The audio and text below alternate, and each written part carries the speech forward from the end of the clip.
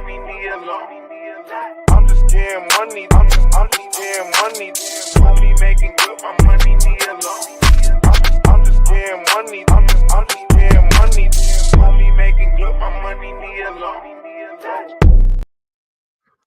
Hey, what's going on? What's going on, everyone? I hope everybody's having a wonderful evening today. This is your boy, Coach Riggs, man, and this is Coach's Talk, man, where we discuss all things college football related, OU related, all things in between. Before we get started, please hit that like button, hit that red subscribe button, man. Ring the bell, man, so you won't miss any content that we got going forward. Hey, man, tonight, man, I just wanted to address what's going on, Nathan. I just wanted to address some things, man, that I've been reading in the media, man, that we're going to play a clip and everything. But before we get started, we're going to bring in the man of the hour and everything, man. You know my boy, Bishop Franks. How's everything going, big dog? Hey, good. Big salute, fam. Good, big salute, man. Big salute, man. We already got people in here, man. We're ready to go. Hey, I just like you was on your little rant before we went Yeah. on. Finish what you were saying, so everybody can hear what you're saying. Yeah, no.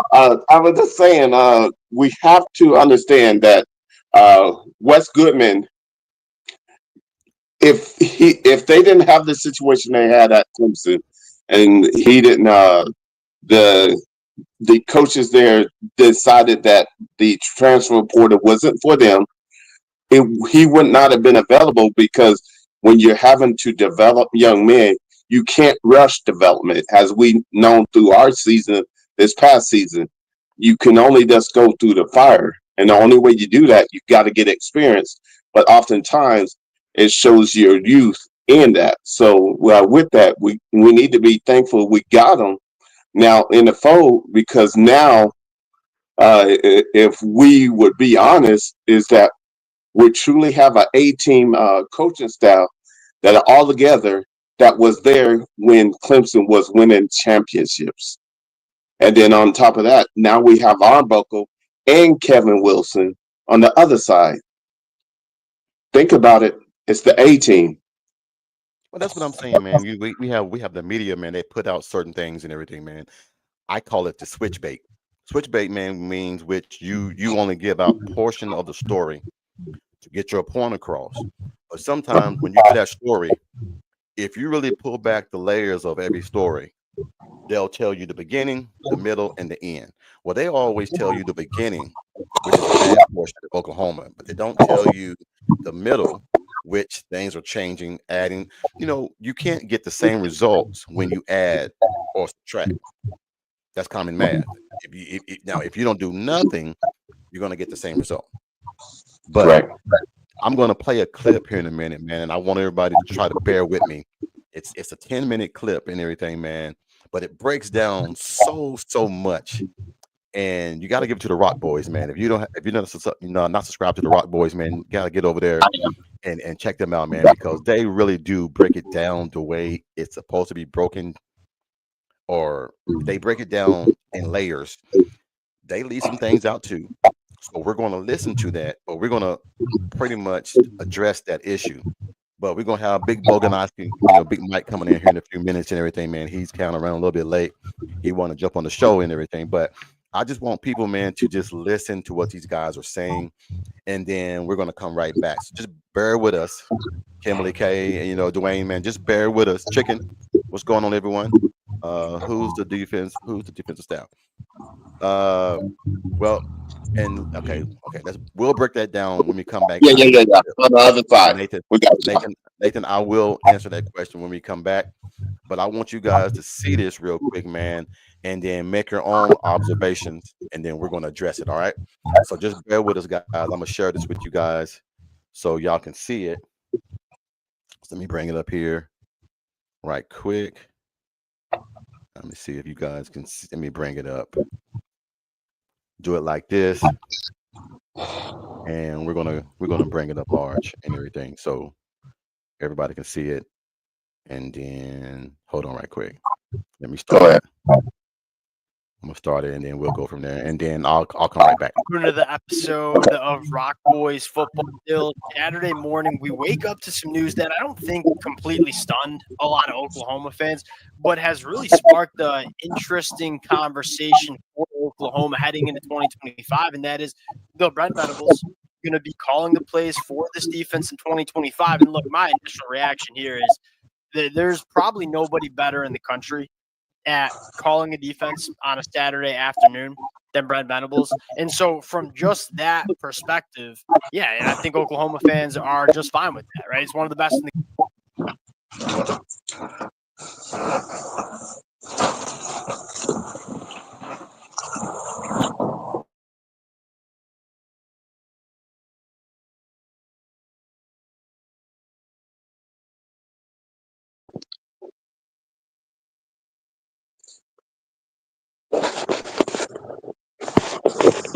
that CEO approach.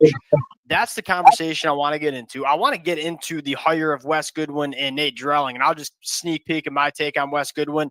Dynamite hire, in my opinion. Look, was Wes Goodwin a good defense coordinator at Clemson? No, probably not. Is he an elite defensive mind?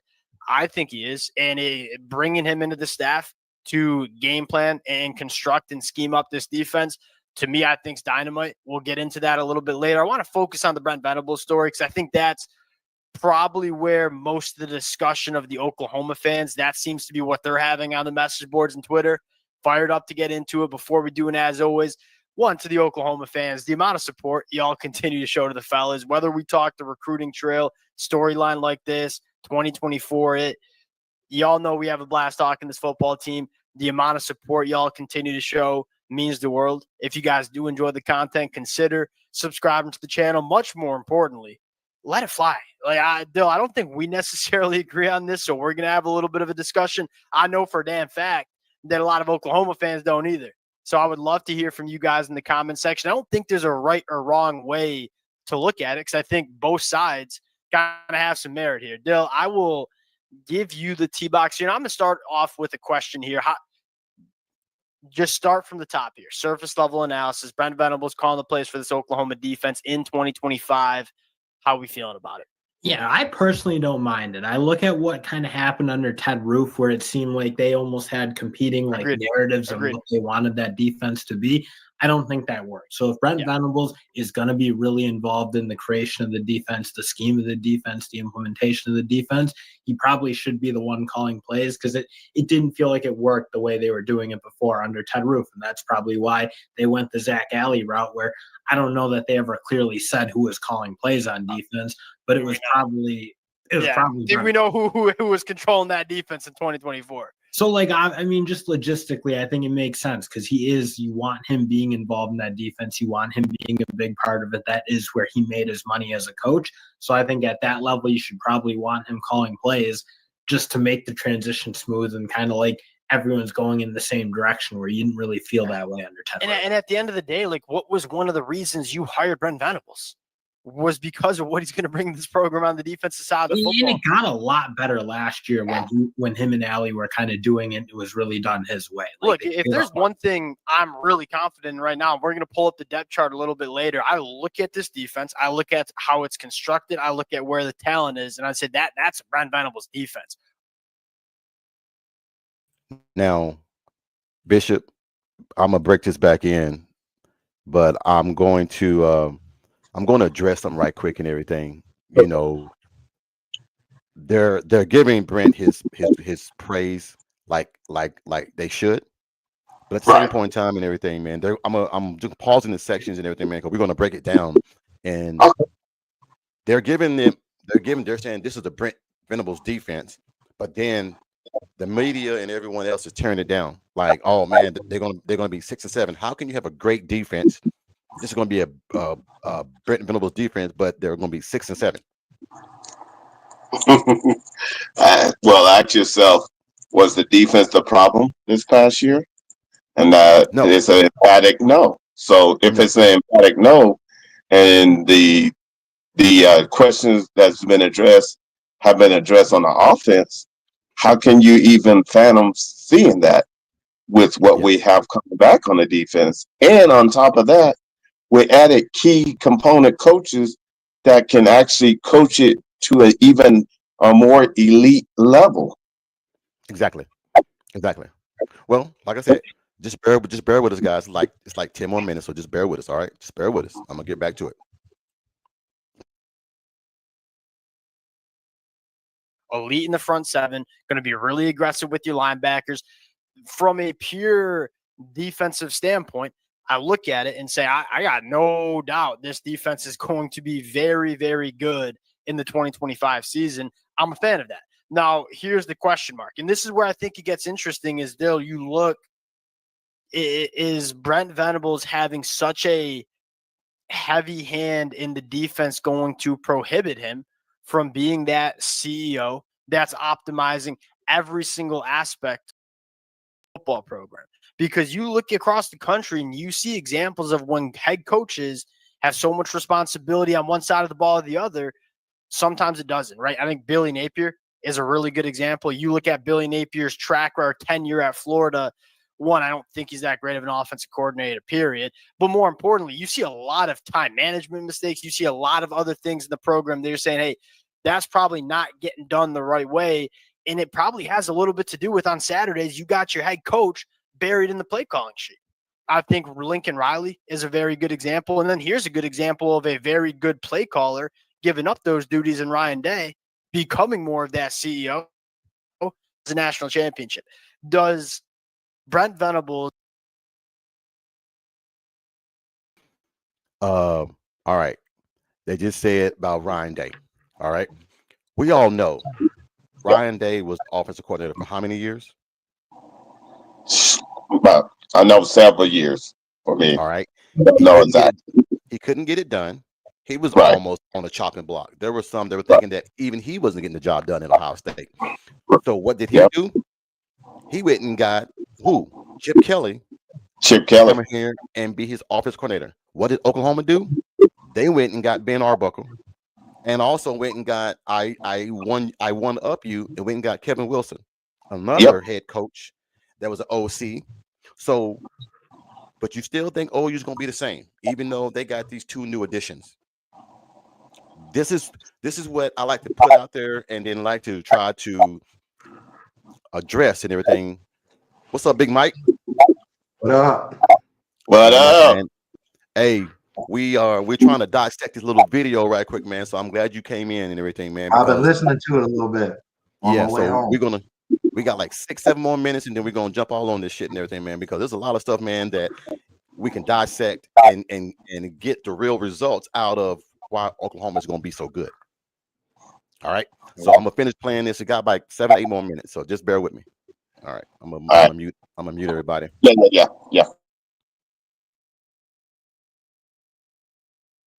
Was having such a heavy hand and now calling the plays on the defensive side of the football. Does that worry you in terms of him optimizing this program from a head coach CEO standpoint? See, and I don't know, because really the one big stumbling point that Brent Venables has hit is he failed miserably in his coordinator hires on the offense side of the ball when Jeff Levy left. Like, that's fundamentally what took that program back. It feels they recruit well. They don't lose good players to the portal. Like, Lincoln Riley has those problems you look at, like, oh, there's obviously an issue with recruiting. There's an issue with retaining players. Like, those type of things make you kind of question. Because I don't think it's like fair to just correlate being the primary play caller on either side of the ball and having a bad program, because like Steve Sarkisian does that at Texas and it works really well. Yep. I don't know that I think that's my main issue with the kind of his idea of not really hiring a defensive coordinator. Because at the end of the day, most things in Oklahoma are working, but they just missed really, really badly on the OC spot. And like from a personnel standpoint, like that offensive line was a disaster. And I'm probably a little bit more critical of Brent Venables as the CEO, because I do look at some things and say the amount, and I don't know if it's fair to necessarily blame all of the injuries, but when you have that many, like maybe you're doing a little something wrong. Maybe you're doing too much in the winter. Maybe you're doing too much in the spring. And maybe we got to take a look at how this program is operating, because when you lose the amount of players that this Oklahoma football team did to injuries, that's kind of an example of that. And I do think the retention in the transfer portal probably wasn't – you kind of said they didn't lose players they didn't want to lose. I'll look at it and say maybe they did a little bit. So they certainly lost some offensive players, but again, that doesn't feel like a culture issue. They just could not move the ball. So it's like, would Nick Anderson want to stay in that system? Like, they need a reset on offense. Arbuckle, I think, was the right hire, an exciting hire. Yes. They bring in John Mateer, so they've put the pieces in place to be a really competitive team, I think. But I don't look at that program as like a real culture, like, ooh, Yeah, what is fair. going on in this place compared to certain places like USC. You certainly have some questions with some of those other programs. Like, yeah, you look, they lose coaches, they lose players, and it's like just kind of a mess. I don't totally feel that way with Oklahoma. I think they just missed in a really big way on that head coach. Here's the one thing, and so I'm going to go in a little bit of a different direction because I do want to get this out before we talk about the hires. If you are an Oklahoma fan that is concerned like I am about Brent Venables being too involved in the defense and maybe lacking as that CEO head coach, one of the things that you can maybe quell your anxiety about, you might say, is that you did go out and just hire two sitting former defensive coordinators. And so when you look at what the game prep looks like from a week-to-week basis, Brent Venables doesn't need to be the guy at the head of the room in the defensive meetings because he has Wes Goodwin, who's done it now at a very big program in Clemson. Nate Drelling was not only a sitting DC at multiple, but he was also a head coach at Utah State. And so you brought in two guys that probably take a little pressure off Brent Venables on a day-to-day basis, not on Saturdays, because they can probably run the defense and run those meetings a little bit, which takes a little bit off his plate. Like you look at Lincoln Riley and say, ain't nobody running those offensive meetings outside of Lincoln Riley. I think we all know that. That's probably what makes me feel better. Now I do want to get into Wes Goodwin and Nate Drelling. Now Nate Drelling, like that from everything you hear, just a riser in the coaching, and like people love him. I think the Wes Goodwin one, to me, is a more interesting one because he's a little bit more polarizing because he underperformed at Clemson. Like that defense was not good enough for how talented it was. And here's my take on it. Look, I think Wes Goodwin is a brilliant defensive mind. Is he a great play caller yet in his coaching career? No, probably not. It's probably why he's coming to Oklahoma, where it's like, hey, I get to be behind my protege again in Brent Venables, maybe learn a little bit more how he's going to be a good defensive coordinator, Wes Goodwin. He's going to be one. He's just wasn't quite ready for it at Clemson. There's difference between, hey, talking scheme and designing a defense and then getting out there on Saturday when the bullets are flying and being good DC. Getting Wes Goodwin back into that role of, hey, let's go Monday through Friday, or I should say Sunday through Friday. Let's work with this defense. Let's prepare these players. And then Brent Venables, you're going to call the plays because we know you can call them plays. I look at it and say this is a sneaky, really good hire because Brent Venables thinks the world of him. He fought like heck to get Wes Goodwin to come to him with Oklahoma. Dabo Swinney fought like heck to keep him at Clemson. I think Wes Goodwin's a brilliant defensive mind that certainly aligns with Brent Venables. And it's kind of that rehabilitation for him. And I think he's going to be really good in the role that he's taken on at Oklahoma in 2025. No, I think that's where the situation's kind of lucky for Venables because I do look. My only issue with not hiring officially a defensive coordinator is I do think you cap the type of talent you can get into your coaching staff. And I know they kind of took a swing at Jim Knowles for sure.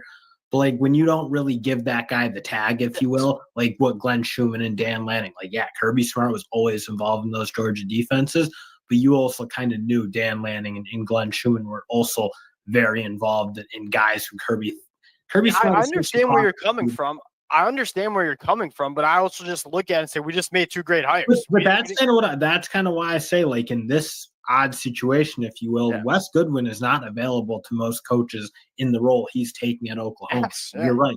Like Dabo Swinney thought a lot of him, and he is a coach that I think would have been highly sought after for certain roles. I think I look at like, well, they're bringing him in as an analyst effectively, so he's not like being given a tag that would be becoming necessarily of kind of the coach he is. Yeah. But it is kind of, in a sense, I think the way that it's set up right now where they can almost go the Alabama route where they'd hire guys like Sarkisian to an analyst role or a Bill O'Brien to an analyst role. Like that's a little bit unique. And I think Oklahoma can kind of do that and maybe nullify some of the concerns I would have is like, who's the other premier coach on that defensive staff? I just don't think that because I look at it and say, I think that's it. Like, yeah, I know Oklahoma fans have some takes on some of the guys on that. I look at it and say, I think it's a great defense coaching staff. And for me, I don't really see any problems with it. But it's hard to bring in a Jim Knowles or a Tom Allen or some of these like really premier coaches. Do you think that's why they missed on Jim Knowles? Because I think Jim Knowles was like the only guy I think Brent Venables would have said, "Hey, you can come in and call the plays." And if it's not Jim Knowles, I'm the next best option, so I'm calling the plays. There was that why Jim Knowles didn't come to Oklahoma. I guess we'll never know. I don't look at it that my biggest concern again is like, can we focus on the things that still matter as a head coach too? And we'll see. But I do think bringing in 2 former defensive coordinators helps mitigate my concern for that.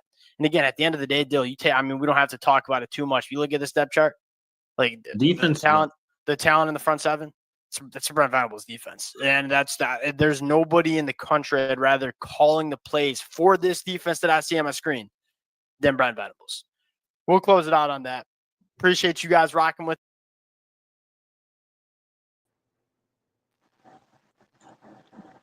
All right, fellas. Mike, what's your take off that, man? So I gotta ask one question. Yes, sir. Are those guys OU guys? They are not OU guys. They No, are SEC guys. fanboys? Yeah. Yeah. So they're SEC fanboys, huh? Well, they're Yeah. everybody. The Rock Boys and everything, man. yeah, They the Rock Boys. pretty much break down everyone. But I saw that today, man, and it kind of pissed me off a little bit, man. But it made me happy because they addressed some of the things and everything. My thing is before you came in, the Ryan Day thing. Hold on, I'm too high. Hold on, let me do this right quick. The Ryan Day thing. They said that Ryan Day went and got an OC and they won a championship, but you didn't tell the steps that Ryan Day had to go through, almost getting his ass fired. So he had to give it up. Michigan whooped his ass 2 years straight and everything, so they was not happy with that. So my thing is that if you're going to tell a story, tell it to completion. Beginning, middle, end. Don't just tell the beginning and skip every damn thing else where everybody has to assume, OU ain't going to do this. I'm trying to figure out how can this be a Brent Venables defense, everything that you brought in, but we still going to have someone predicting us to go 6 and 7. Well, I think that they are still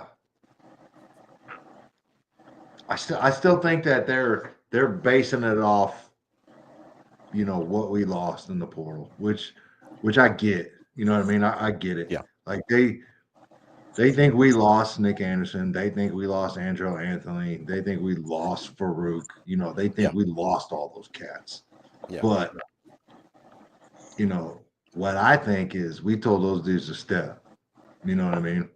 That's exactly what we did. Yeah. I mean, I think we told those dudes to step.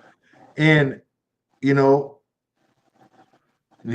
at the old line too, grabbed a couple, the 2 out of the portal. Yeah, the Stanford cat and the other dude from Carolina. God. Yeah. I had his Yeah, name Sexton, down. and I can't remember the Stanford cat's name. Right. It's a hard one.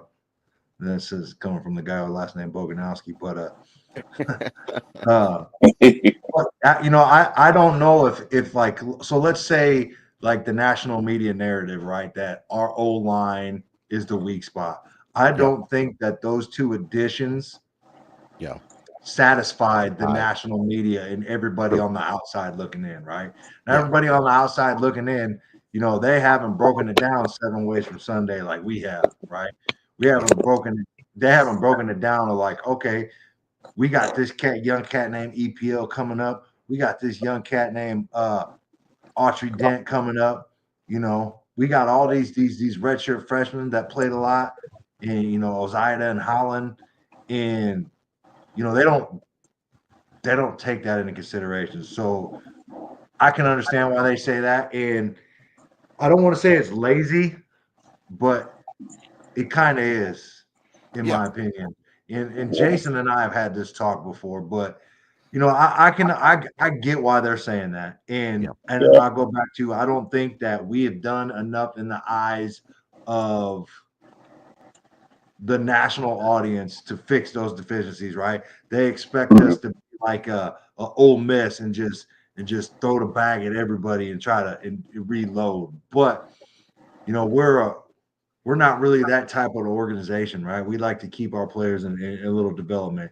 And I think this year is where you're going to see some of that payoff, especially up front on the offensive line. But I mean, I get it.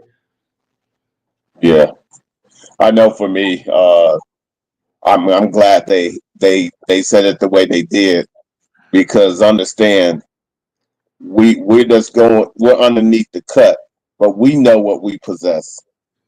There's no ifs, and we know what type of work is being done in the laboratory. Yeah. What we have put together is truly a blessing, and soon the entire world will know. Yeah. Yeah. Well, But that was done. That was yeah, done 2 weeks ago. Go ahead, Yep. Coach Rick. Yep. No, that article was done 2 weeks ago. So I really can't blame them for not being up to date with the Kevin Wilson. To me, I think that's the home run hire right there. Oh, that's killer. Yeah. You add Hey. not only a head coach, Mhm. you had a head coach. He was a head coach at two places, Indiana and at Tulsa. He was an OC at all those places, and then he also was an OC at Oklahoma. How can you not make that an addition to a young mind like Arbuckle? Can you imagine those two in the in the room trying to figure out schemes? And it's all about schemes. Yeah. As a guy that's called plays, I love when me and my guys get in the room and they're like, "Hey, coach, I thought of this," and you mold a play into transition, and then you see it work. We had a play called peanut butter. Stupidest shit I've seen in my life, but worked every time. Worked every time. And a lot of guys try to do this Z right 44 dive.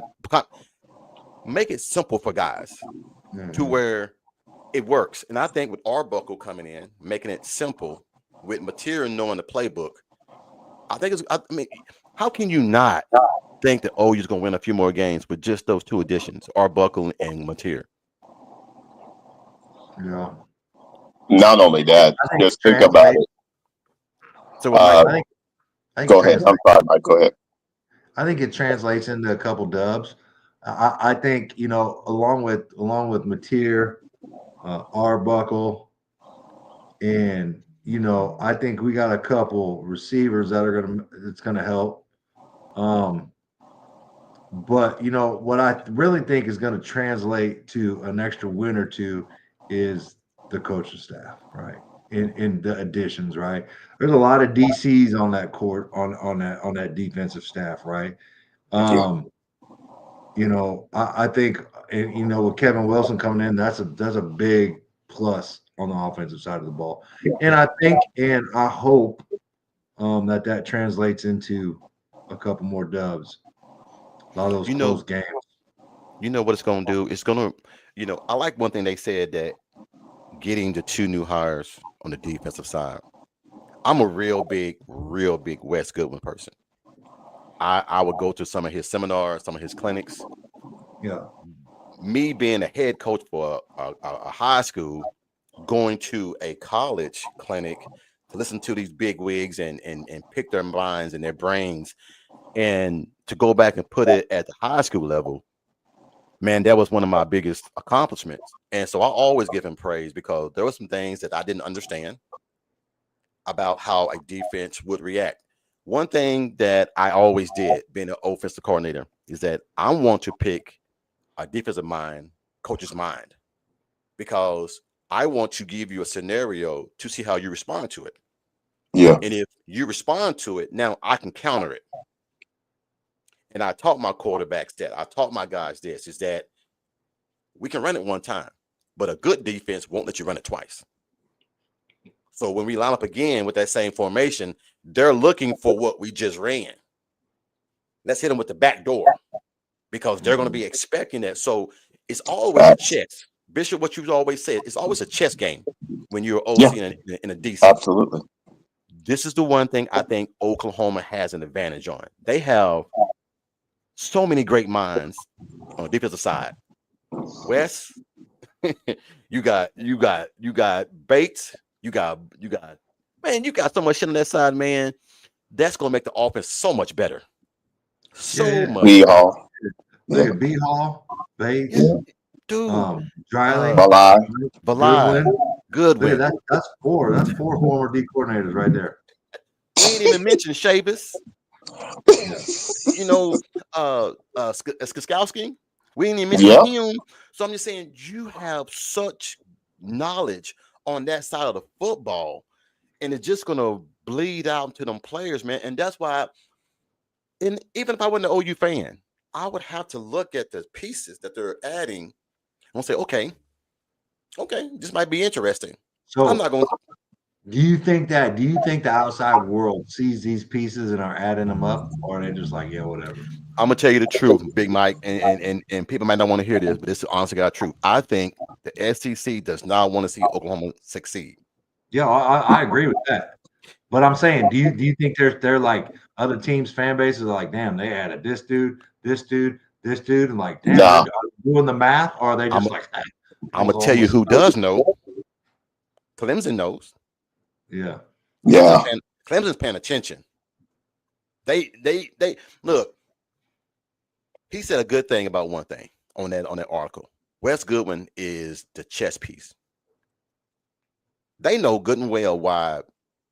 Just go ahead and say it. The reason why Wes don't have a title, he won his money from Clemson. Mhm.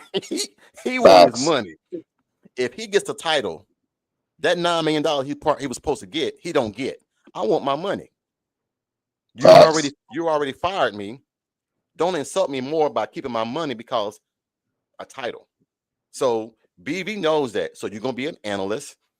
This is the way I picture it out. Either next year, B Hall or Goodwin are gonna be the defensive coordinator. One of those two. One of those two. Or both. I don't believe in that. I don't believe in that co-defensive coordinator shit. I don't believe I in that. understand. I don't believe in that. Do you, Mike? Why? Tell me why. Because there might be some shit that I want to run that you're gonna be like, and that always builds animosity. not distrust and not animosity. I think these guys get along too well. I think these guys get along too well to have animosity. It's just that everybody wants to be that one voice in the room. Gotcha. I see And where you're coming from. I and got Big you. Mike, 35 of the guys might like the way Big Mike called a play. Yeah. Might think that what Big Mike is more attentive to detail. I might be a person of stickler, be like, no, we're gonna do it this way. So they might go toward Mike's and then me. Now you have division between the players. Yeah. That's the only reason why I say that. Yeah, I get it, but here's my thing, right? With the whole code DC and like, I've always been the type of dude that's never been like, I'm running shit, it's my way or the highway, right? Yeah. Like Right. always, especially being in the military, like you're always going to receive feedback, right? You're always going to receive criticism, Yeah. and sometimes you just have to take it. You know what I Yep.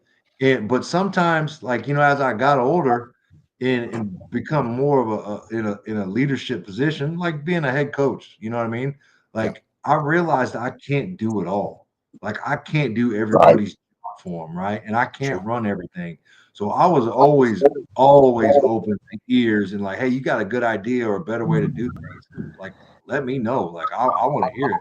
Right. I think there's something to that, right? And I think it correlates and it transfers to the football field in a coaching staff, right? Because it's structured, right? Yeah. It's you don't ever really have bottom up refinement, right? Like it always True. comes from the top. Like Coach Venables is like, this is what we're doing. And I'm not saying that's the case, but not a lot of times do you say, let's, like Jim Skowski's like sitting in the, or my man James Skowski's sitting in the meeting and he's like, man, I see this, maybe we should do this. And they're just True. like, I'm like, yeah, whatever, noob. You know what I mean? They're not doing that. You know what I Right. mean? Yeah. Right. They're listening. And I just think that's why I don't mind code DCs. Like I don't mind it. Like I don't think anybody on the defensive side of the ball, coaching staff wise, is threatened by another coach. You know what I Okay. mean? But that's Mhm. just Now I don't know too much about what's going on the offense side of the ball or whatever, but like I've been around the defense a little bit more, so I just feel like it's a collaborative and a collective. You know what I mean? Yeah, Yeah, yeah, Like when it comes to game plan, right? Stuff like right. that. gotcha. Well, here's another thing. They said it in their little podcast. This is a stellar coaching staff. If this is a stellar coaching staff, how do you have them having a mediocre record? Yeah. A stellar coaching staff is going. I'm all about wins and W's. If you have a good staff, that can be a win or two because all those great minds on the same side, they're going to make BB's job so much easy. He's surrounded himself with so many damn kings. He ain't got to do much. He ain't got to Yeah. do much. You know what? Chicken, you know what? What do you say? Sometimes What do you say? you shock the hell out of me, man. That's actually I like that, man. You know, when I was reading that, I was expecting some bullshit. Oh, my bad. I don't even know if I'm cussing on this podcast. My Oh bad. man, all day, every day. it's Yeah, you past. good? It's My past bad. 9 o'clock. You good? My bad. My time. Hey, It's, Hey, Chicken, I it's like that, bro, because I think the same thing. And listen, man, I can't stand it.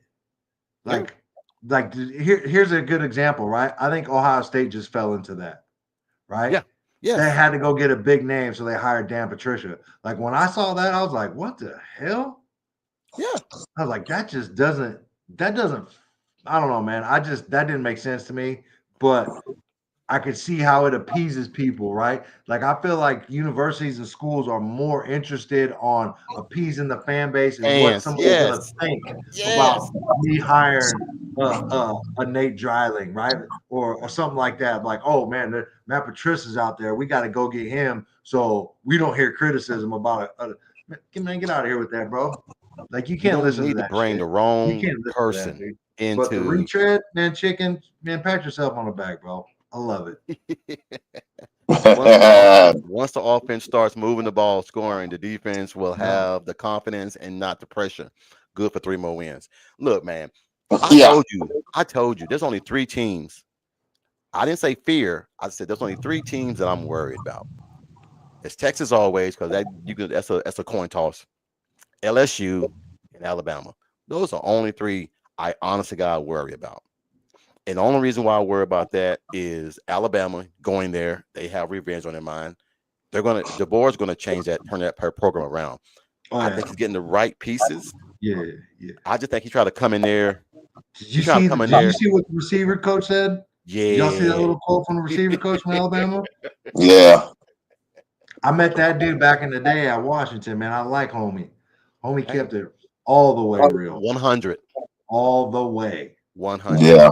Hey, Yeah. I had a coach tell me when I was in college, man, my freshman year, and we came out there. We all think that we're decent and good enough. He said all that shit that y'all were thinking that was gonna come down here, throw it out the window. If your ass can't do X, Y, Z, and this and this and this, go ahead and go home now. And I'm like, Yeah. what? I said, come on, dog. You know who I am. He don't give a damn who you is. No, he don't care about stars. He don't care about what you came Sure from, don't. what your mom and daddy did, what your mom and daddy didn't do. He don't care about any of that. They only Yeah. worry about can you perform? And I Can you think they, do the work? yeah, and I think they have broken through the glass ceiling in this one way. Beanbowl and a lot of the coaches are not just going for the stars.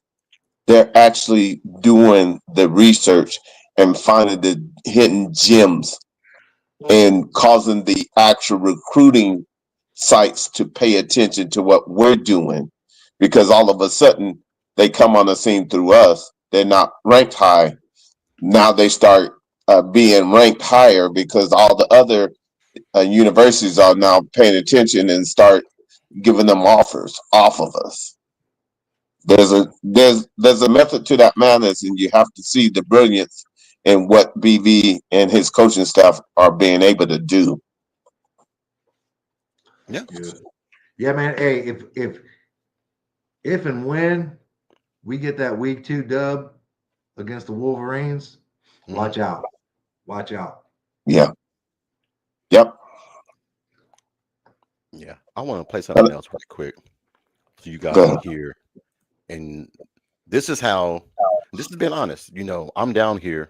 This is how the Clemson fans feel about that Wes Goodwin going there. All right. So let me share it right quick. Dabo Sweeney making that news official today. Not that that's a surprise for most of you, as that news kind of been circulating on social media. And again, it's a tough spot to be in for sure. Wes Goodwin, though, will be paid well. And that's what I found out over the weekend was, you know, if I was Wes Goodwin, I'll read you my exact tweet, by the way, on Twitter at Clemson Sports. And yes, we're still on TikTok. I told you I've been dealing with a little bit of a cold, getting much better, but easier to just kind of still be off the air until this cough is completely gone. Nonetheless, I tweeted out that if I was Wes Goodwin, I'd stay at Clemson in an analyst role. It'd be a step back, but the Oklahoma gig, I feel like is too risky with Brent Venables because I don't know how long Brent Venables will be there. And Wes Goodwin's got a couple of young kids. And Hey, pause. Better out of the spotlight. I'm gonna pause it. Hey, just know that there is nobody on the history of Earth that is going to get relieved from a duty And down step stay on a lesser role on the same team. That's the dumbest shit I've ever heard. Like, who is that guy? He needs to smack himself. That's dumb. Hold on. Later on, another article came out and said that is the stupidest shit I've heard. Oh my God, that's you ridiculous. fire him. That dude had to have a clue. Hold on. You fire him, but here's the point that nobody understands. Now, if you fire him and he stays on as an analyst, you ain't gotta pay him. Hold on, you ain't gotta pay him. You ain't gotta pay him his money. About to say that. Okay. You give him a analyst salary. That's ridiculous. So Like, if I'm supposed to get $9 million from you, and you fire me, and then you want me to stay on as an analyst, I go from the $9 million you owe me to $80,000 a year. How that sound? You stupid as hell. I played that. When I heard that, I was like, did I just hear that right? Like, that's dumb. I played that to say this. The other guys, the Brock boys, said he wanted to go when BV left. He was supposed to go. Yeah. But Dabo did not want him to go. Dabo made him defensive coordinator so he wouldn't go. Okay. So he stayed there and did everything right. He had Brent Venables guys, and Clemson had the number 3, number 4 defense that year, 2 years straight with BV guys. But when you have a coach that don't believe in going into the portal, now you're trying to make high school guys perform at a junior and senior level. That's hard. You and I both know there's levels to this. Yeah. Your son was a great high school player, one of the best out of your state. But when you go to a college, everybody's good. Everybody. But there are those guys that stand alone. But you can't come in and expect for your son to, put it to you like this. We can't expect for your son to come in there and just take over where Billy Bowman left off. Billy went to 4 years of that. Your son has to go through those steps. Yeah, people don't realize that, man. They don't, Mike, and they just overlook that shit. They overlook that shit like it's Oklahoma. I don't care if you Alabama or Georgia. There are still levels to this. Yeah. Well, people, they get enamored with the Ryan Williams, right? They get enamored with the Smiths at Ohio State. You know, the Cam Coleman at Auburn. Dude, if them dudes was on every street corner, every team would have one. You know what I mean? There's not many Decorian Moores out there just running around looking for a scholarship. You know what I mean? Like Yeah. it blows my mind that people think like, oh, why can't we? Zion Reagan should be doing that. Like, dude, not everybody is like that. You know what I Right. mean? There's got to Yeah. be some development, man. There's real competition out there, and it's a step up. You know what I mean? And And let it's me add crazy this to me, little man. tidbit. Just think about it. Goodwin, when the four horsemen, he had Bates and Chavis with him. Yeah. Just think about the reason they dropped off. Those two went to Oklahoma, just left him. He's a great recruiter, but he didn't have them alongside him. We do now, Yep. and you see why we're so giddy. Yeah. Goodwin did the best with what he had without with basically with one of his arms tied behind his back because for one, Dabo didn't believe in the portal. In order to supplement losing those two recruiters and not getting that type of quality in those other areas affects your defense. And so it's not as strong as it would have been if the four horsemen were together. But wait a minute. The University of Oklahoma has the four horsemen back together again, being able to recruit, being able to establish a 24 karat gold standard and let everybody else say what they want to say because when we go to work in this laboratory and we get ready for this next season, all those receipts gonna be due. Damn the Yeah. receipts. I want ass whoopings. I want, you know what I want? I want blowouts. I think Arbuckle is young enough to where he has that Steve Spurrier mentality. It ain't my job to stop scoring. It's your job to stop me from scoring. Yeah. Mhm. And this is how I see it. I think that BV hired Kevin Wilson to really be like the godfather to Arbuckle. Because I believe he's really going to focus on defense. He has two guys. He knows Kevin Wilson. He's known Kevin Wilson for over 20 years. He knows Kevin Wilson. They hate each other to the Yeah. point in practice because Kevin was running plays and BB was killing it, and BB was not giving up. And Kevin was like, "Hey, we got to run these plays," and BB's like, "Hey, I'm gonna stop you. That's what we're supposed to do." So they had their little beef. So BB know what Kevin Wilson brings to the table. He would not have brought Kevin Wilson in if Arbuckle didn't give the okay, I believe. Yep. But just having those two guys in the same room, and we didn't even talk about Coach Bill. We didn't even talk about Emmett Jones. We didn't even talk. I mean, look, people can say what they want to say about. I'm gonna say it. I'm gonna say it. Y'all can get mad at me. I think that the two weakest links in my mind, in this Joe John and DeMarco. Not because of getting talent, not putting the talent out on the field. Because there's no damn reason why X Rod should not have been playing the whole season. Well, so I, You disagree? I'm not sure. I'm not sure about that. Like the word is that he was down. He had to get right. You know what I Okay. mean? Yeah. And he was down on the scout on the look team, doing his thing and getting better.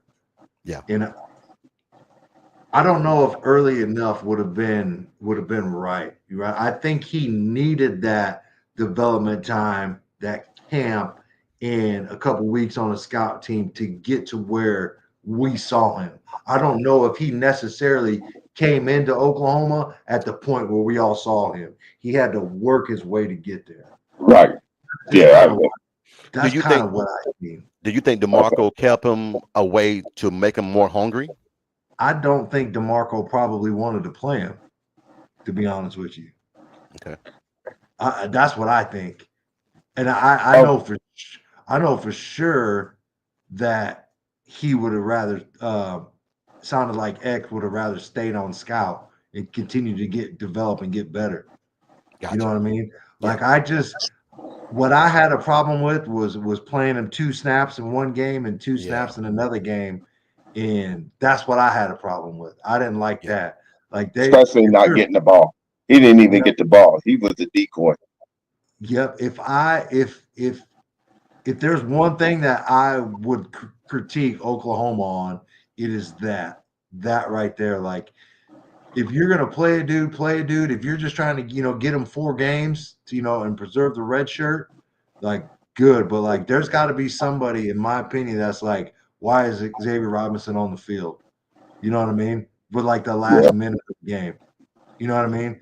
Like, and somebody's got to be more conscious of that, and maybe somebody in the booth or something. And I think that's what Wilson serves, is that he allows for a continuity and structure to make sure that everybody aligned with the Arbuckle, gives Arbuckle someone iron sharpens iron, that them two minds going together. But more than anything, it makes sure that this offensive staff are now united as one, because now they know that nobody wants to let BV down, and they know they hear just as well as we do, and they know what time it is, and so it's no more checkers. It's all about chess, and if you're gonna be a part of this, then you got to pull your weight, and if you don't pull your weight, you're gonna hear it. Pure point blank. Yeah. Hey, I asked Jason this the other day when we got on the fact of running backs. I don't know if you were on at the time, but we talked about who our top 2 running backs are, and I'm curious to start the season. I'm curious to hear who you think the top 2 running backs are going to be. I think it's going to be. And Bishop, you're coming up next, so think about it. The 2. Do I think it's going to start? Yeah, I got it. I'll talk about. I think X-Rod and Barnes. Yeah. Well, I'll put it like this. I'm still leery with number 8, his fumbling. Tatum. I need him to shore that up, but I don't know. I like X-Rob, and I don't know, man. Don't say Chuck. I'm going Barnes and then X-Rob. No, I was gonna say Torrey Holt. No. Like Thunder and Lightning. You gotta put him out in space. Torrey is an awesome guy, but when we said there was levels, he gotta get in the weight room and put that weight on. You can't have him running between the tackles and the guards and everything at that weight coming in as a freshman. So with that said, who's your home run hitter out of X-Rob and Look, y'all gonna think I'm crazy. I'm gonna tell you right now, X-Rob will go to the crib on you. Yeah, but I know. You know who impressed me the hell out of me? Barnes did this year. Yeah. A healthy Barnes has shown me, it let me know that he was hurt the year before last, because he ran physical all this year. He ran physical like hell. So I think Barnes, man, is going to have a breakout year in Arbuckle, because see, one thing a running back loves is for the quarterback to be under center, because once he gets the ball, he's already running downhill. Right. Yeah, I think you got to look at Sawchuk too as a home run hitter. Yes, Sawchuk will go to the crib now too. Sawchuk and Torrey, you put them out in space to where one miss is to the house. Yeah. Y'all guys ever notice how Sawchuk doesn't hit the hole? He dances in the pocket, and then he starts. I want you already running. Yeah. Because 4-4 is hell to catch when he's already going. There ain't no such thing as starting and catching him. He's gone to the house. Don't even start running. Hey, Dwayne John, Sam Franklin's still on the roster, and the cat from Washington transferred, I think, to Mecca or something. Let me get you guys a question on this. What y'all think Well, about Jacob Henry? Dude, I'm trying to meet the world's strongest man, man. I can't wait to get there. I met him one Hey, time, man. I met him one time, man, at a wrestling event long time ago, man. I got a, yeah, like I said, I got a picture that I showed Jason earlier with Why Hacksaw Jim can't we? Duggins. shit, I'm Hacksaw Jim trying to Duggins. tailgate with him, bro. Uh, I was working at Home Depot one time, and Ricky the Dragon Steamboat came in, Nice. and he bought a gazebo. And being here in Charlotte, I see Ric Flair all the time. I see Ric Flair Real. all the time, man. He's almost at every ball game, man. Give me a little woo speech and all that. Jet flying, you know, he everywhere. But Ricky the Dragon Steamboat, man, I was in awe because that was my grandpa's favorite wrestler. Yeah. Yeah. And I met Jimmy Snuka about 15 years ago. Super fly. So I used to be a real big wrestling fan. So I would always go to all the events and everything. So I got pictures with almost a lot of guys. I got a picture and everything, man, of Ron Simmons, you know, Farouk and everything. So I think, man, that Jacob wouldn't have joined if he didn't really believe that he could be in addition to the program. Yeah. Because I'm gonna tell you right now, that's a strong little son boy. He's strong as hell. Yeah. Yeah. No, I like it, man. I think it's shit, the more the merrier, man. You can never have too much on the D line. That's for sure. Yeah. Well, question for you guys. Just a question. What will be the hardest? How can I put this? Well, hold on. First of all, I got a poll going on in here about let me check this poll and everything, man, and see how it is. Is Oklahoma good enough to win more than 6 games? All right. The poll so far, 96% says yes, 4% says no. I can't believe that 4% think that this team that has been assembled with these guys can't win more than 6 games. Yeah. So I don't know, man. So hold on, Sooner Cowboy. You got Bama, LSU, South Carolina, Texas, and Michigan beating them. Is that what you got? I think OU is 7-5 or better. Yeah, that's how I took it. I think those are all our losses, he says. Dwayne says, Coach Ricks, why do you let these clown shorthorns on your channel? They talk, man. Look, as long as you hit the like button and coming in and enjoying the conversation, I'll let you tolerate. I'll tolerate your ass. But if you don't hit the like button and come in here talking crazy, hey, so I got 100 people in my podcast and everything from all 3 channels and everything, and I only got 12 likes. Come on, man, hit the like button. If you're gonna come in here and talk shit, you don't come in here and raise craze and Kane, hit the like button. Now, Johnny Boy, I like this. 10-2. That's what I got Oklahoma going. 10-2. That's for real. I got them losing to LSU and Alabama. Mm-hmm. You know, so that'd be not. Hey, I'm down for that. Because I hear the groundswell. Them boys are eating iron pretty well. look, I'm gonna tell you right now, man. I can't even get an answer out of JJ. I can't even get an answer. I can't even get a phone call back. He dialed in. He can't. I mean, they're bought in. Everybody is. And I don't know if that's a good thing or a bad thing. I think it's an excellent thing. Okay. Because simple fact is, now is where you build that camaraderie to trust one another, to learn each other, and make sure you do the little extra things when coaches don't have to tell you what to do, because you got a lot of people coming back that knows the nucleus of the foundation that can help spear and get us that much further ahead. So I love it. I love that they're taking onus. They heard us, and they're taking onus because they don't want to be the ones that let him down. because they know it was them that had to play the games. He can only coach them. But hey, like we said, last year was just an anomaly. But off of that anomaly, did you learn the lesson necessary to go and be great? Yeah. Hey, Lemon, I like this. What do you call a guy who teaches others and has a lot of wood? Coach Ricks. What kind of wood? Lumber.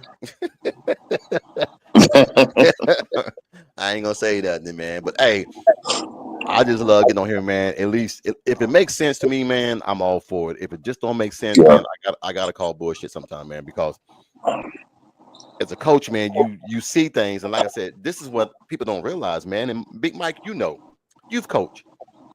If I had a rough season 1 year and I don't change nothing, and I have another miserable year, that's on me.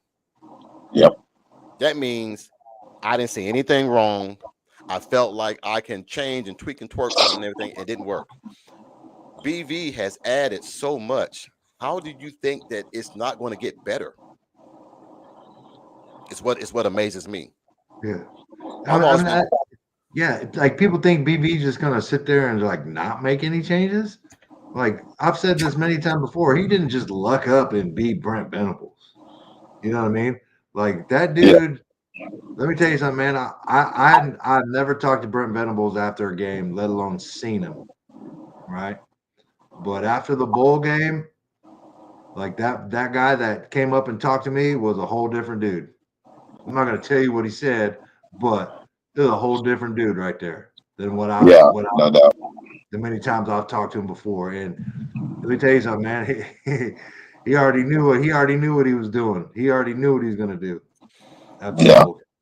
all right, Nathan. You asked this before we came on, so let's go down through it. All right, we're gonna do offense first. We got Joe John Philly, tight ends coach. We got DeMarco Murray, running backs coach. We got Emmett Jones, wide receiver coach. We got Bill Beanbo and everything, the offensive line coach. We got R. Buckle, the offensive coordinator. We got how you say that quarterback's coach name? Damn it, Kucheski. Krzyzewski. Kucheski. Yeah. Krzyzewski. It's quarterback's Yeah. coach. That sounds like playing. And then we got Kevin Wilson as an analyst. BV head coach. Go to defensive side. All right. We got Sostowski and everything as the linebackers. Is he an analyst or the linebackers coach? Linebackers. Yeah, I think All right. so. We got drooling the Yeah. inside linebackers. Wes Goodwin the outside linebackers. We Mhm. got Brendan Hall and everything as safeties and Corners. line. Lie. Okay. You got Jay Valai, corners. Bates inside defensive tackle. You got Shavis outside. Who else? Who am I missing? Is that it? That's it. That's it. Okay, That's it. Position coaches, yeah. dude, that's a damn all-star team. Now, how many head coaches are? The answer should be how many head coaches are on this staff? Well, there's Drooling, Dryling was one. Dryling was one. B Hall. B Hall was one. Yeah. You said head coaches or defensive coaches? Well, Former head coaches? Are you talking head? Yeah. I'm sorry. Head coaches. Oh, okay. Let's see. Will Wilson for sure. You got Wilson, you got Dryling, and that's it. Okay, so you got two head coaches that have been head coaches. That's going to help BV manage time, manage when to go and when not to go, things like that. So it's really going to help him out a lot, man, having these guys. Now, how many coordinators are on this staff? Man. That's the key word. Man, that's what I was saying. So look, man, I know the perception that Oklahoma don't play offense. It used to be the reverse. Oh, you don't play defense. Now we flipped it to where, oh, you can't play offense. I don't think nobody has really seen OU do both very well.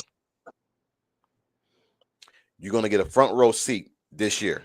One thing I've analyzed about Arbuckle, he don't crack under pressure. He know his plays, and you're not going to intimidate him to call some bullshit that he don't want to call. He's going to call what he want to call, and he got his guy to run it. So, man, look, we can sit here and crunch numbers all day. I just don't see 6 and 7. I don't see him breaking like, Jackson Arnold. I don't see him breaking like Jackson Arnold. I don't see him fumbling the ball. He's like already Jackson been in Arnold. it. He's already been out there. And I keep hearing the Mountain West. All he played in the Mountain West. They played Oregon last year against him. He played Washington. Good team. Yeah. Listen, They man, played UCLA. Good team. So they act like they played Wyoming and Sister Mary the Blind and UNLV and all these guys. They played some good teams, man. Yeah. The only thing the Mateer's gonna have to adjust to is the speed. That's it. And that'll happen. Just when it happens, you know what I mean? That'll happen. But yeah, I'm not worried about. I'm not getting, like I said, I'm not getting too high. You know what I mean? I'm not pumping. You know what I mean? I'm not wearing any kind of glasses or drinking Kool-Aid. But I'm confident, and we'll see how it goes, man. Like I think Mateer is going to be fine. Like, and you know what? He had 44 total touchdowns last year. Yeah. Okay, let's take 10 off for moving over to the SEC. You know what I mean? 32 touchdowns. Come on, man. It's a hell of a year. Yeah, it is. Here's the thing on that, Sooner Cowboy. I get it, but which Michigan are you going to get? No, I think the offense will be better, but the strength of schedule got one game tougher this season by adding Michigan. But which Michigan are you going to get? Everybody's not focusing on 7 of the teams we're going to play are going to have all new quarterbacks. Yeah. 7. So I know Nico is good, but I don't think he has that many weapons like he had last year. Sellers, Sellers is athletic as hell, but he didn't really throw the ball on us last year. We gave him 21 points. Yeah, he didn't need to at all. So who's going to be Michigan's quarterback? Oh, what's the kid's name? They think Underwood. I know Orgy left. Underwood. Oh, okay. I mean, he's a dynamic person, player, but you can't throw it, catch it, and run it at the same damn time. I mean, somebody. But the one thing, we all understand, we all know, how many times we've seen a great 5-star quarterback come in. Everybody's trying to find that next Trevor Lawrence. One thing that Trevor Lawrence had, a number 1 defense. So you think y'all think the Underwood kid's starting his freshman year? He's it. Who else they got? Unless they go in a portal and get somebody. Who's the kid that was they had in there last year? Not Orgy. They had another quarterback. Sane. I know Sane went to Ohio State. He gone. Oh, for real? He left too? Yeah. Mm-hmm. Ooh, give me that freshman. I'm all about it. So that's what I'm saying. Look, Trevor Lawrence, he was special, but at the same point in time, the ACC was terrible, or how Jason said it was trash, and you had the number 1 or number 2 defense in the nation. So they kept getting you the ball back. So about time the stiff competition came, he played 8 or 9 games. He was already ready, season for it. So, dude, that defense scored 14 points on Alabama. One pick 6, and another one was an interception. So, I don't think Underwood's going to be that Trevor Lawrence. I don't know. I mean, we're all sitting here with hypotheticals and thinking that it could be this or that. I don't know what the other team's going to do. I know that Missouri ain't going to have a good quarterback. And I think with Underwood, him being our second game, we're getting him young. They got a transfer. They got a transfer from Fresno State named Mikey Keene. Mikey Keene, Keene, Keene. Yeah. I'm about to say, I know like they just can't have Underwood. They gotta have, they had to do something. Oh, I'm pretty sure they do, but Hey, I'm thinking in their mind they that gave they're that just dude a lot of money. He's starting. yeah. And hey, can I ask y'all? With people starting to cancel their spring games, could that adversely affect that? Being to get them the experience, just doing all the practices only. I I think mean, that maybe hoop just lie. playing in front of a crowd. I don't even get that. So what if a player It's wants to go somewhere? the next coolest thing, man. I think it's It, dumb. I think it's you gotta have a spring game. look. You're taking away. You're taking away seeing a future team. You know how exciting people get to go to a damn spring game Dude, I can't wait. because there's nothing in April. There's nothing in April, and it'll build you up, and you have something to talk about. May, June, July, Mhm. August. It gives you something to talk about. Now you're gonna take it away from me because you Yeah, scared that somebody might come and poach your guys. They're already poaching damn guys. Look what yeah, Missouri did. Missouri came in there and took off his alignment. They poaching. So I'm like this. If your ass want to go, go. yeah. I mean, That's where I'm at. I can't I stop know them that anyway. DeBoer is trying to make a decision about Alabama canceling theirs. So Why is it because one team want to do it, we all want to follow? I don't.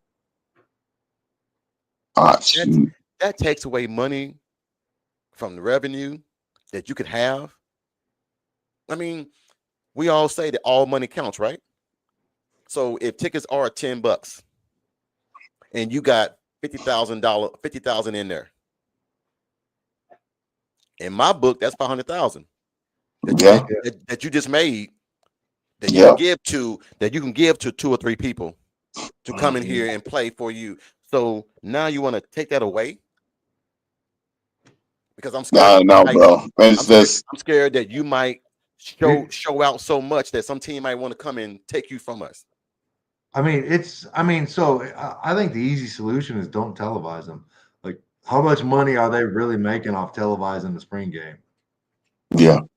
They're not really making much because it's on sooner. It's on sooner. Well, Uh, last year I think it was on ESPN. It's on ESPN it was Plus. on, it was on Yeah, ESPN Plus, but it yeah, was synced Mhm. to Oklahoma's network with ESPN. yeah. Mhm. I Sooner, shit, brain fart. yeah. But I got a feeling now that it's been a few cancellations, OU might be one of the ones that goes on ESPN, possibly. Yeah, man, like I'm taking it one step in the opposite direction. Like I think you need to get your quarterback some live action, and they need to be able to be tackled. You know what I Look, mean? Jason ripped my That's ass just for my that. personal opinion, man. Like I'm all the way old school when it comes to that shit. He ripped my ass. He said, "Coach, you can't let your court." I let my quarterbacks get hit I just up think high. to be honest with you, I really feel like that affected Jackson Arnold. I think so too. I really do. I thought it was the Arizona game. I'm not gonna lie. I thought that him not going out there excelling the way he did in high school, and the way that the game slows down for you the more you play. Mm-hmm. We all know that if you play it at any kind of level, any high level, the game slows down. But it's a maturity thing. The game is always the same way it is. It's just how you process it and how you Yeah. look at it. I tell my quarterbacks always, two things gonna happen. Either the game's gonna get too big for you, or the game's gonna slow down for you. That's it. That, but as you know, Big Mike, some guys practice real good in practice and play terrible in ball games, and practice terrible in practice and play hellacious in ball games. Yeah. So I Yeah. never understood that. So maybe Jackson was one of those guys, man, that I don't want to say it was handed to him and he didn't have to earn it. So I don't think he was hungry enough, because I don't want Yeah. to say that because I don't really know. I just think that he got rattled to the point to where he didn't achieve what he should have achieved at a 5-star level. That's just my assumption, and I could be wrong. I just think he was. He knew our offensive line wasn't good, and he didn't want to get hit, man. I feel like that's just he couldn't keep his eyes downfield, man. He was peeking, and Yeah. I feel like it affected him. And the getting hit part. And I also think that the development, the quarterback not having a true quarterback coach, really played a part. Oh yeah. Yeah, that's probably number one. That played it played a part, but still, the onus still falls on him to be prepared. If you know you're going to start, then you got to find a way, even if that's the case. Mm-hmm. But it can definitely, excel you if you can have someone making sure that you're keeping you accountable so you don't get in ruts. Big Mike, what did you play? Play DN. DN. All right. Yeah. And just a question, because I know the answer. What did you teach your son about playing football? Go. Go full speed. Go full speed. I always told him he had to go hard. Go full speed. You know what I mean? And yeah. I teach my guys, if you go out there and you play around, you get hurt. Yeah. If you go out there and try not to get hurt, you're gonna get hurt. Yeah. They always say there ain't no fake boxing. Either you box, you don't box. I say that to say this. The luxury of being a quarterback, an offensive coordinator, and a coach. I had all three titles. So it was easier for me to put a quarterback in good schemes. Coach, you shouldn't be running that. Those are college schemes and college plays. It's too complex for them. Well, like I said, I got a play called peanut butter. We run it 24, 30 times. So when I call peanut butter, they already know what it is. I ain't got to call X form, 33 dive, XY, motion left. I ain't got to call all that shit. I could just send up one card, it knows peanut butter. There was 5 plays we had. So when I called peanut butter, all it was a fake jet sweep throwback to the quarterback. That shit worked every time. Every time. They jet sweep, the line everybody just go.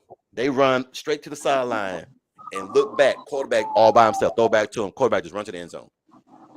All day, every day. So I'm saying this to say this. A lot of these guys come in here, man, and they think that the game is going to be the same as high school. It ain't. Yeah.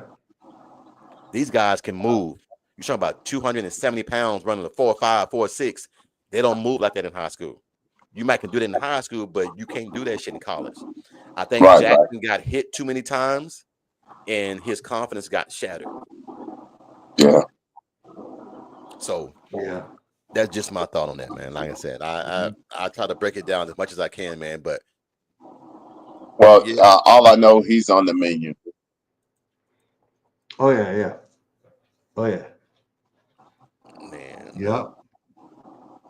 Oh yeah. Hey, let me tell you something, man. Like, I know they don't have any like dislike for Jackson, but they gonna light his ass up. When you practice against a dude and you can't touch him,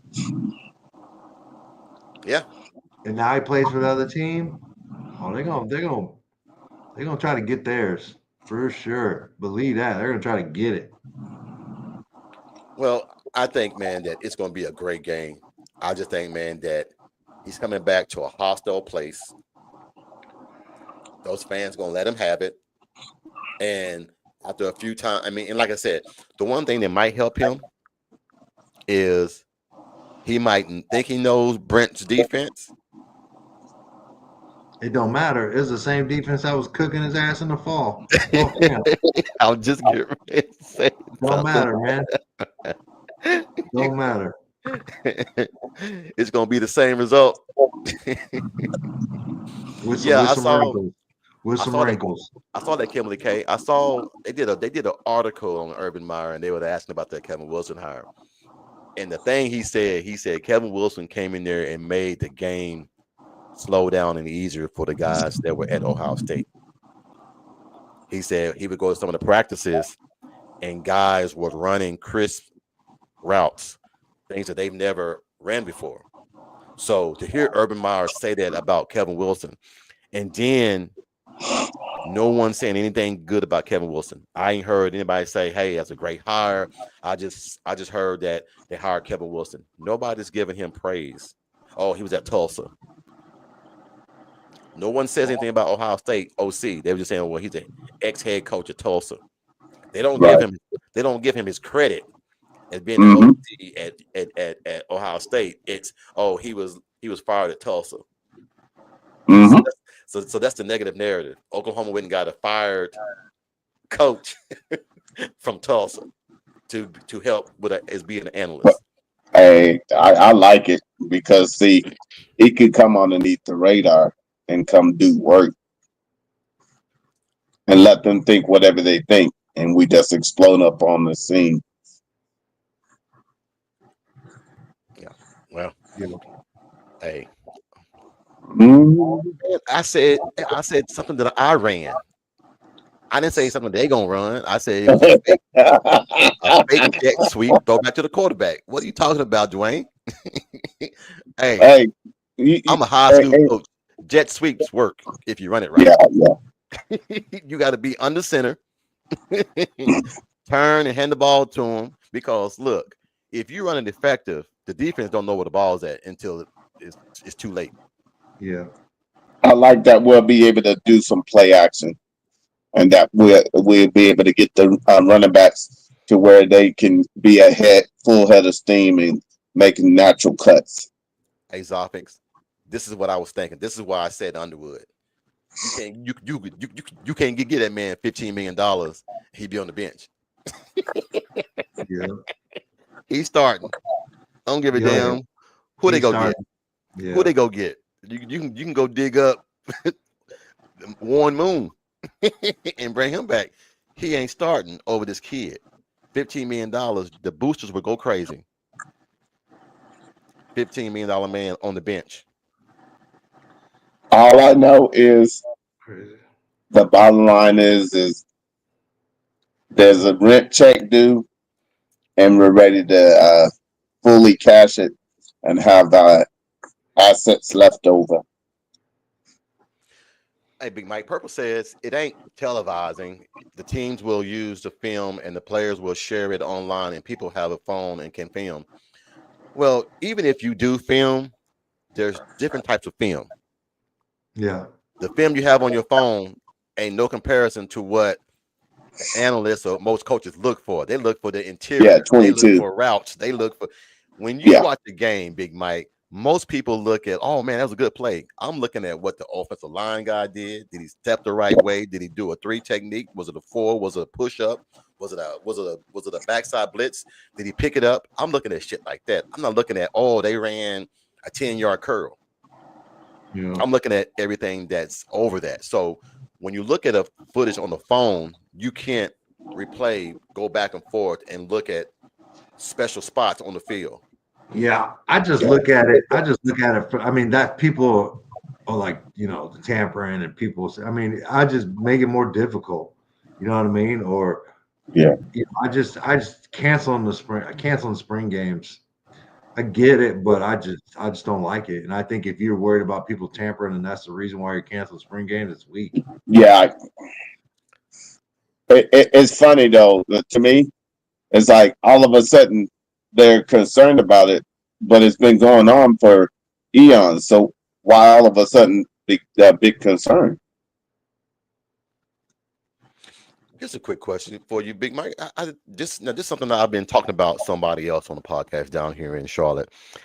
They're thinking that if Arbuckle, as good as he is here for a year or two, if he goes on, Kevin Wilson can just slide right on in as OC.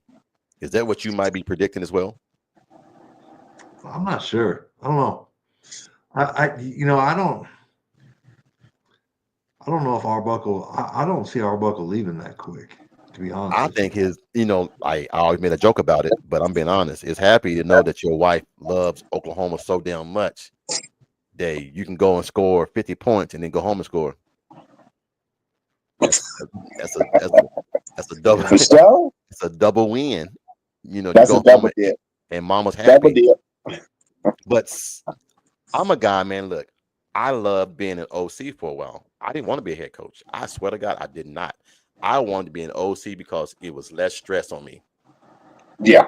I got to focus about one thing: moving the ball, getting everybody lined up, formation, catching the ball, things like that.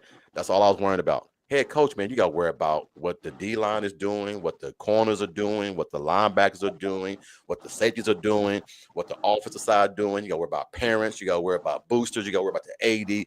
It's so much shit you got to worry about. Yeah. And if you're like me, which is kind of OCD, I'm everywhere. I'm everywhere, making sure everybody's on the same page. And I didn't have to be, but I didn't know that as a young coach. I didn't know that these guys want the same goal as me to win, make these guys better, build young men, build character, and do these things. So when I learned that, the job got easy for me. I think the job's gonna get easy for BV right now because he's got so much knowledge around him, man. You can't ignore that. You can't. If you sit here and say, well, they're gonna be the same 6 or 7, you are blind as hell. And you just don't want to believe in Oklahoma. You just have your mind already made up. Yeah. Can I say something? Yes, sir. Something just popped in my mind. You see what Ohio State did with Chip Kelly? We did it on both sides of the ball. It didn't work with Latrell because he didn't want to hire Latrell. Yeah, that wasn't even. He was forced to hire. Okay, guys, we've Yeah, already said this and addressed this over and over and over and over and over we, again. we explained that, and it's been. Yeah.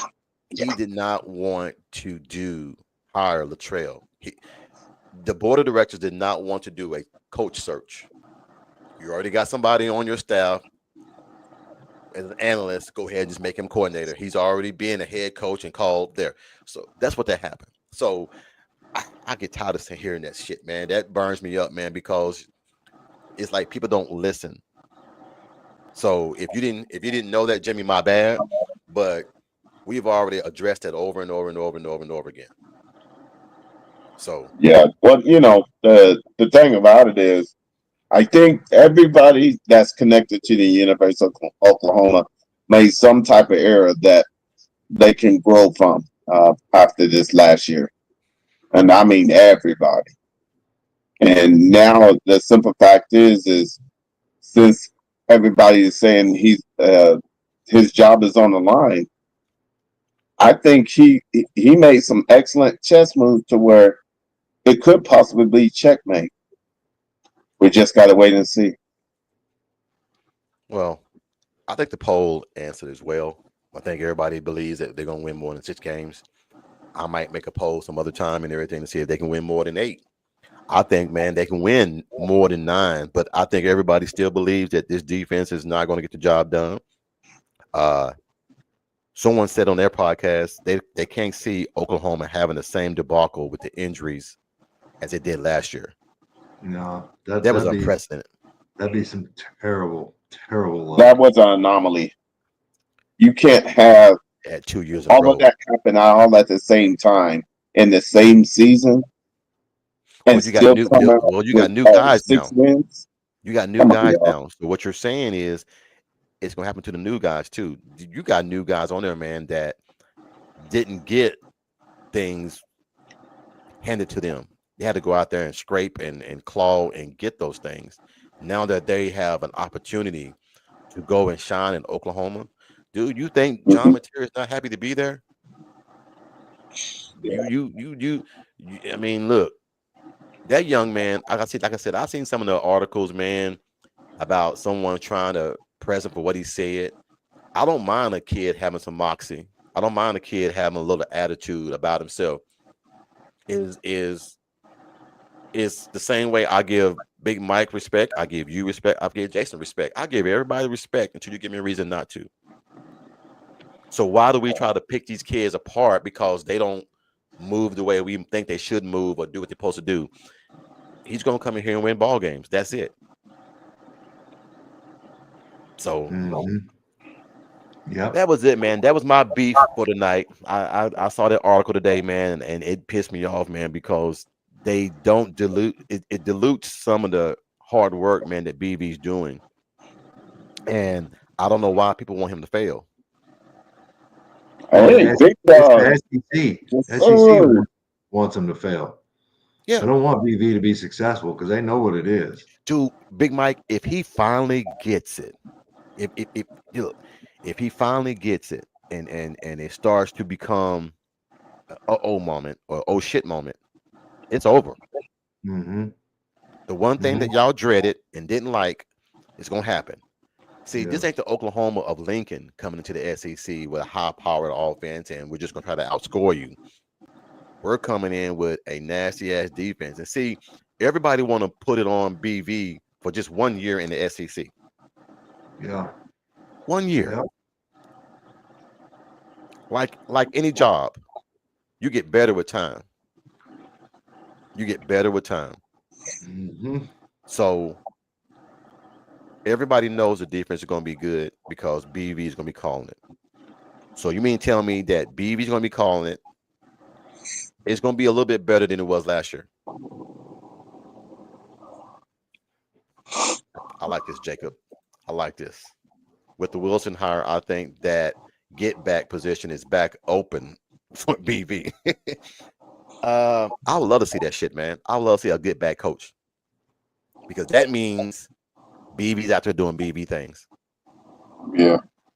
And it might be Siskowski might be the get back coach. He big enough. Get your butt back here, coach.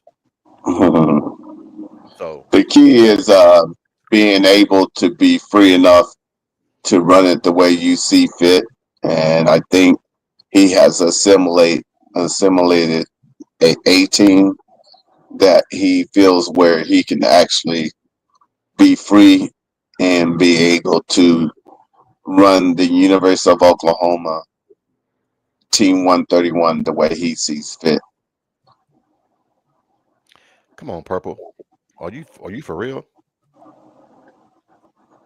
I You mean, said hate to say it, defense don't win championships anymore though.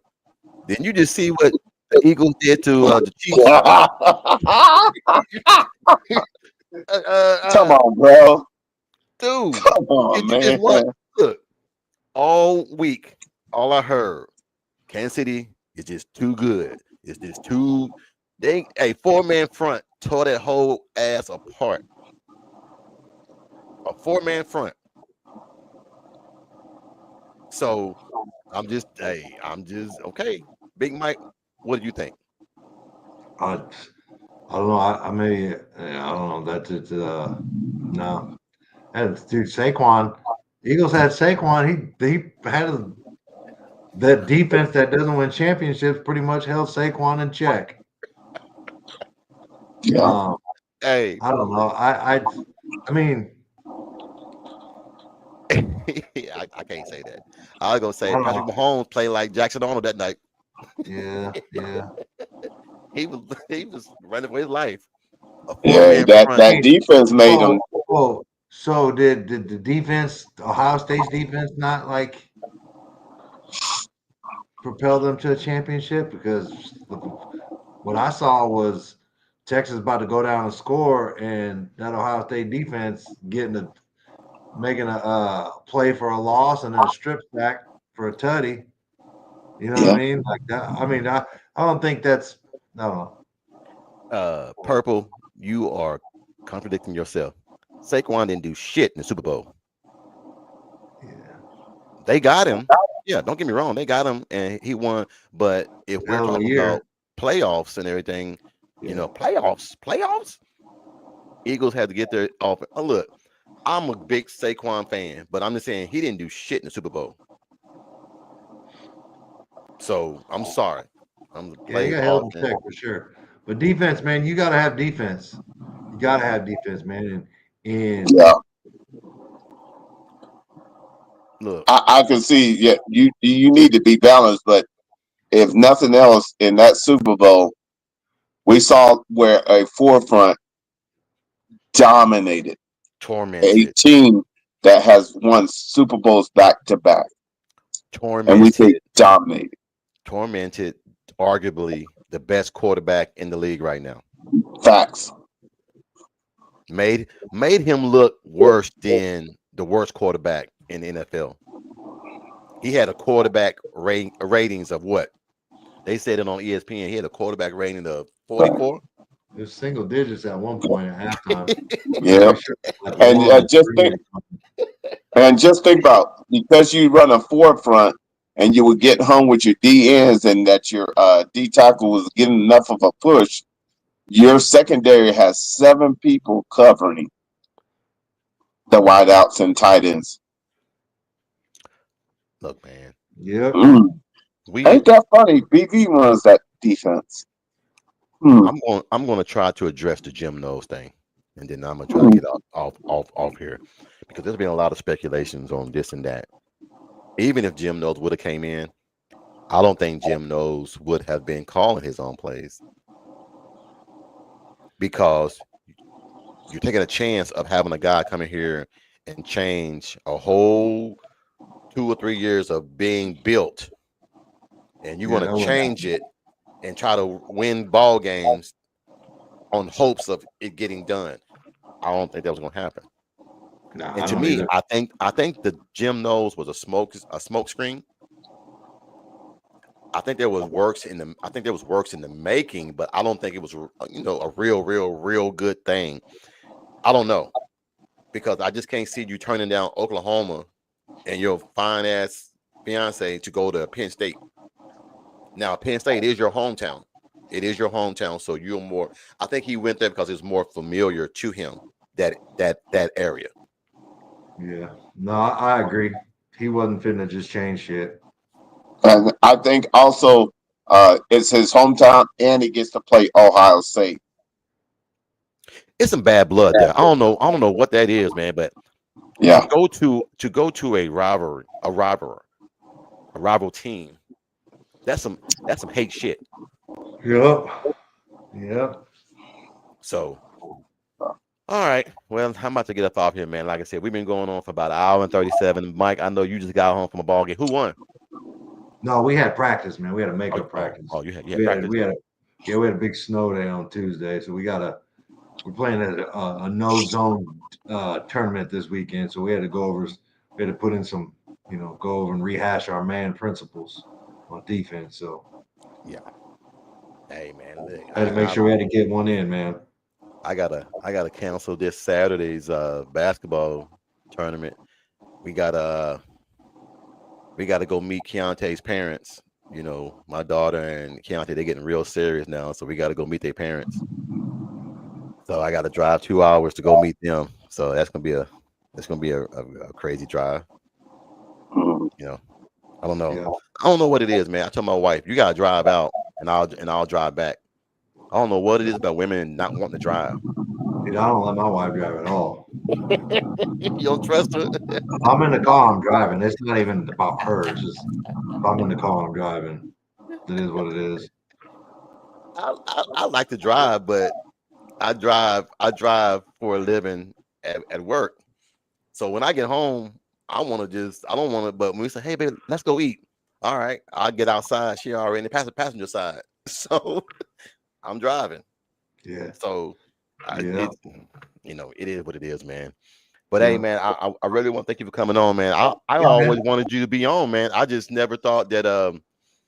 I don't like to really bother people and everything, man. But like I said, you're always welcome on this show, man. Always. Dude, I enjoy this stuff, man. This is actually pretty fun. I didn't think I was gonna be good at it, man. I'm not gonna sit here and lie to you, man. My wife was like, "You need to start being a podcast." I'm like, nobody want to hear me talk. I'm just being real. Nobody want to hear me talk. I talk enough as it is, man. But I love doing this, man. It's very therapeutic for me. It puts me back of talking and coaching football. Me and Bishop get on here, man. We go for days. He's a defensive coordinator. I was offensive coordinator. So we just go at it. And then Mike, who's hey Mike, man, get well, man. I know you in here, man. Yeah, get well, Mike. You Mike. need to get well, man. He was talking about, hey, you want me to come in? No, you get your ass better. You stay off the podcast, man. Your lungs and life is more important than a damn podcast. Yeah, no doubt. Because he's on the machine, I heard. He's on the machine, right, Bishop? Yeah, he got double pneumonia. So yeah, Damn that, man. Look, pneumonia ain't shit to play with, man. You need to get healthy. nah, double pneumonia mean both lungs are full. Damn, both of them. Yep. Oh shit. So, yeah, it's a serious deal. That's why I told him he need to pay attention to whatever the doctors tell him to do. You do it. So, well, Yeah. hey, man. Well, Mike, man, you want to add anything, man? Anything you want to talk about before we can get up out of here? Well, I'm about to go try to catch the rest of this Canada USA hockey game. Hey, man, dude, they were let me cut it on. They was almost a fight earlier. It was 2-1. let's go. When I see it on USA. Hey, yeah, man. If you guys are here, man, prayers for Mike, man. Like I said, man, this shit is real serious, man. We love getting on here and talking to you guys, man. But life is life. We all have families outside this, man. So we want to pray for him, man. 'Cause like I said, it's a serious deal with pneumonia, man. I've seen people get taken out with pneumonia, and it ain't nice. Yeah, not nice. So, but anyway, Big Mike, man, thank you for coming on, man. Yeah, man. I appreciate it. Man, it's awesome having you in. Hey, I feel big time now, man. I had Big Mike in here. I feel it's big time now. Big time about me, bro. I'm just a regular old dude. No, when you said it on don't start. Hey, and you still owe me a recipe. I'm still waiting on that recipe. I have it, bro. I already told you what it was, man. My sister-in-law's a magician. She just be finding shit and making stuff different. I know that. Hey, I know the feeling. I'm just rising you. Hey, my wife said, "Babe, I want a steak," and I was like, "Damn, I ain't getting here cooked." But I was like, you know what? So we went out to Logan's Roadhouse, and she got a damn salmon salad. Mm-hmm. I got me some ribs, a sweet potato, and some rice pilaf and everything. I had me a good meal. If I go out to a steak place, I'm eating. Oh yeah, I know that's right. Damn salad. Yeah, for sure. For sure. Well, I appreciate it, man. Thanks for having me on, man. Y'all have a safe and a blessed weekend, man. Always, man. Hey, man, you too, safe, you man. guys. Is the weather still bad down there? It's been cold, man. It's been negatives for like the last 3 days. We got about 5 inches of snow. It's supposed to start warming up though. It'll be 60 degrees on Sunday. Go figure. Same here. Yeah, Dude. Dude, look. Before we go, I almost got into an accident today. It never snows down here in Charlotte. The snow here and school canceling amazes me. If they even assume it's gonna be snow, they'll cancel school, and then it'll be sunny as hell. So they don't know what snow is like back home. I seen a car do a 180 in front of me, and just turned. The whole car just turned on ice. And I'm like, oh shit! And 4 or 5 cars just hit it right in front of me. So I was like, oh hell no, I'm going home. Yeah. So I clocked out and I said, I'm going home. I ain't kill my damn self and no damn yeah. So but anyway, love you guys, man. Thank you guys for coming on, man. Like I said, man, if you're in here, man, subscribe to the channel, man. Always check out Mike and Mike, man, on Mondays, man. Whenever he gets back, Mike, man, again, man, get well. That's 4:30 on Mondays, man. You catch me and Bishop here on Thursday nights, man. Thursday conversation at 6 p.m. Until then, man, you guys have a good one. Sooner horns down, boomer sooner. Check you guys out later, man. Have a good one. Money, me making good, my money need a loan.